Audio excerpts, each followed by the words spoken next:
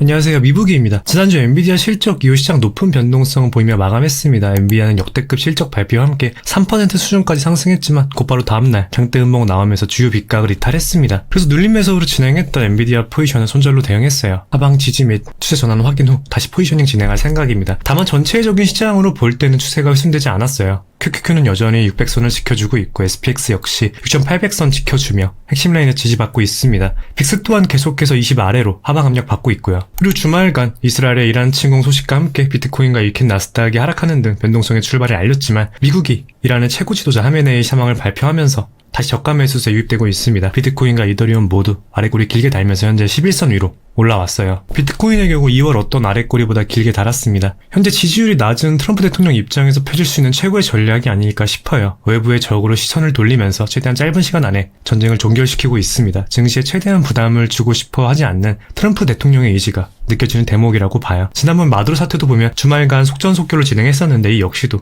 증시 변동성을 의식하지 않았나 싶어요. 월요일 증시에 어느 정도 부담으로 작용할 수는 있겠지만 6,800선을 하방했다라는 최적 하락 가능성은 낮게 보고 있습니다. 실제로 SPX IB 살펴보면 금요일 고용보고서 전후로면 변동성이 상승하고 있습니다. 그 외의 이벤트에는 큰 변동성 자체를 보고 있지 않아요. 여전히 외부적인 요인보다는 미국 경제의 근본적인 펀더멘탈 요소에 집중하고 있는 거죠. 개별 종목 옵션 특이사항 보면 넷플릭스가 특징적입니다. 2월 25일에 5월 만기 6만 계약에 $90, $105 콜옵션 스프레드가 들어왔습니다. 넷플릭스 급등 전에 들어온 물량입니다. 심지어 지난 금요일 넷플릭스 5월물 90가 105, 100가 115, 콜 스프레드가 2월 25일 당시와 유사한 규모로 추가됐습니다. 굉장히 큰 규모의 불리시 옵션이고 개인적으로는 IGB 섹터의 반등과 함께 충분히 현재 시장에서 눈여겨볼 만한 종목으로 보고 있습니다. 88에서 93 구간 리테스트 시 눌림 매수 유효하다 보고 있어요.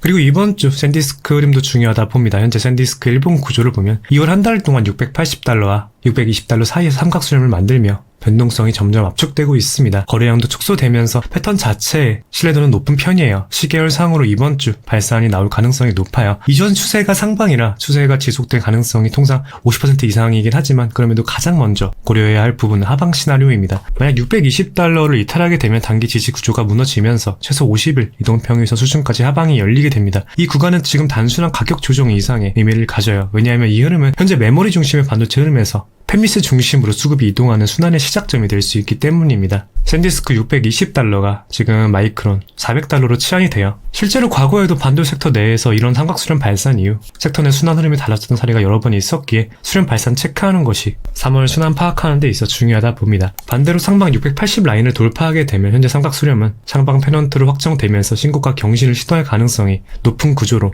전환됩니다. 기존에 관망하던 자금까지 유입되면서 추세가 지속될 가능성이 높고 이런 구조에서 레버리지가 강력한 효율을 보여줘요. 돌파 시 투자 성향에 따라 샌디스크 레버리지 활용도 유효하겠습니다. 샌디스크 레버리지는 트레이더에서 운영하는 두 배 ETF SNXX가 있어요. 최근 이 SNXX는 단순히 가격 상승뿐만 아니라 운용자산 AUM도 빠르게 증가하면서 시장 참여자들의 관심이 크게 늘어나고 있는 상황입니다. 이런 AUM 증가는 단순한 숫자 이상의 의미를 갖습니다. 단순히 인기 문제가 아니라 기관과 시장 참여자들이 이 방향성에 대한 기대를 가지고 포지션을 늘리고 있다는 신호이기도 해요. 추세가 시작되는 구간에서 이런 자금 유입이 추세를 강화하는 역할을 하는 경우가 많습니다. 다만 레버리지 ETF는 항상 그렇듯 방향이 맞을 때는 강력하지만 방향이 틀리면 손실도 확대되기 때문에 지금 이 시점에서는 상방 돌파 이후 확정된 추세를 추종하는 관점에서 가장 유효하다 볼 수 있겠습니다. 이는 마이크론도 마찬가지고요. 반도체를 넘어 시장 전체적인 3월 순환 흐름에도 큰 힌트를 줄 수 있으니 이번 주 샌디스크 체크하시면 좋을 것 같아요. 그럼 오늘 영상 여기서 마무리하도록 하겠습니다. 오늘도 시청해주셔서 진심으로 감사드리고 도움이 되셨다면 구독과 좋아요 부탁드릴게요. 궁금하신 점 댓글 남겨주시면 확인 답변 드리겠습니다.